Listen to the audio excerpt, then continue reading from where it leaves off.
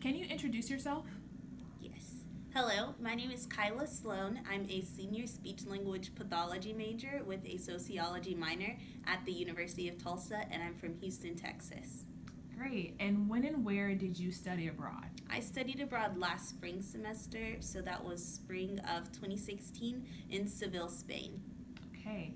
And what did your study abroad program consist of? What were some of your coursework and some of your activities? hmm So I studied abroad with International Studies Abroad, which is ISA, and some of the program components were that my specific program was focused on second language acquisition. So especially some of the courses that I decided to take to finish my sociology minor, they're focused in teaching people English. So I took a course in second language acquisition where I had a internship at a local elementary school.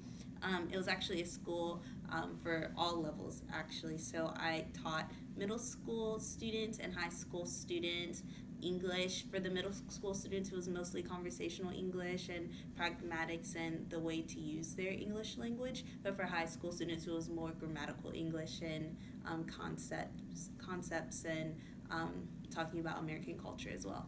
Great. Lots of good experiences. Yes, and I also had another internship at a local women's shelter, and that was a part of my service learning project. So I worked with victims of human trafficking and domestic violence in order to help them get jobs in tourism or go back to school in order to get back on their feet. So I did one-on-one tutoring with two women there. Wow. And why did you decide to study abroad? Well, I've always wanted to study abroad. I have a huge love of learning about different cultures and learning from different people. And I'm a speech pathologist, and I really want to work in low socioeconomic communities.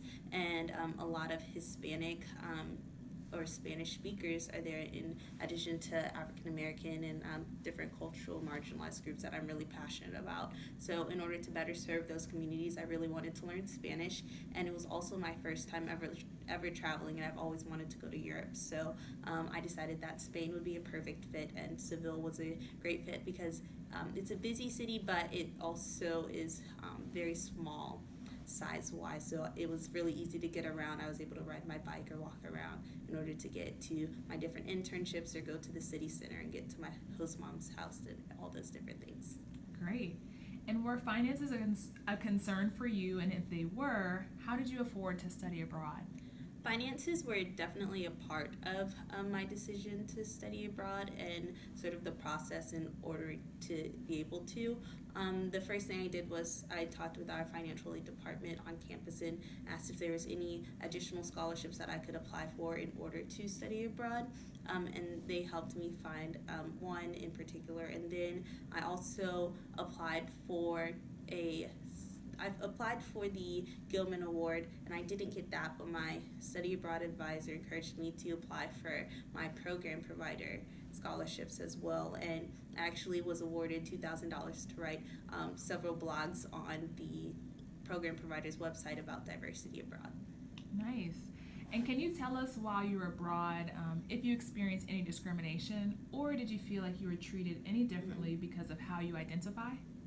Well, being a black woman, I was definitely treated differently, especially in the fact that there were only, I believe, there was only one other black male in the program and one other black female as well. So we were definitely a minority in that sense, and there was only a few other people of color in our program while we were there. It was a satellite campus, so we were separate away from the main University of Spain of Seville in our city. But I think more of it came from different American students that were on the study abroad program, just because we have so many different economic and experience backgrounds, and not everyone came from the position of recognizing privilege or being culturally aware of the things they say or anything like that. So I did have some instances where I experienced that, but from the people while I was abroad, so the people actually abroad already, I didn't experience hate in any form. I would get called morena, which is sort of like brown girl in Spain sometimes, but a lot of times it was really, really positive. I had braids when I went abroad, so many people would want to come up to me and touch my hair. A lot of times they didn't ask, but in my um, in my response to it, it was I decided that it was their first time that they had probably experienced someone with braids or even experienced like the presence of a black woman. So I kindly smiled, and many times I got my picture taken with people or different really cool experiences like that. I didn't feel that it was in malice or anything, but I there was definitely a little bit of some different treatment. Not everything was bad, but there were some differences. Okay. And was there anybody you can go to or a support system of people you can talk to express any concerns while you were in country? Mm-hmm. So I definitely had several friends that I made while I was studying abroad in my program that I could talk to, and I would also talk to my host mom. I stayed with the host mom, and she was really comforting in many of the things. I remember one time we were watching the TV and a woman was singing Jennifer Hudson, but she had on blackface. So my host mom was really comforting in that situation, and she explained to me that in Spain they're not really as aware of the history of blackface in America and those kind of challenges that we've had in our history. But I definitely had a support system. I didn't feel like I was alone in the situation, or that I couldn't call my family if I had to, or even the CGE staff. Before I studied abroad, I had a lot of anxiety, so they definitely gave me some skills in order to get over that anxiety, and they also directed me to the counseling center where I went to get some counseling on anxiety skills and in order to relieve that stress that I had. Okay.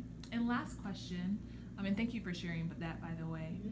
Last question is, if you were able to give advice to a student who is a little bit concerned about going abroad, maybe a little bit worried, maybe they identify the same way as you, what advice would you give to that student? I would say to anybody who's thinking about studying abroad or may have some hesitation about studying abroad is to just do it. You only live once, and you don't want to live with regrets or anything. And I'm definitely so thankful that I was able to study abroad, and I took that leap of faith, and I really made sure that I made this a priority in my college experience. And if you have any concerns, definitely talk to different study abroad advisors. Just like they have diversity abroad, there's all kinds of online material and resources that you can find. I watched different YouTube videos of different people who identified similar to me in their experiences abroad, to see their experiences and sort of be prepared on what I would experience potentially. So I would definitely just look at the resources. There's so much information on the internet, and talk to someone and really make it a priority, because I promise you, you won't regret it. Great. Well, thank you for sharing. Absolutely.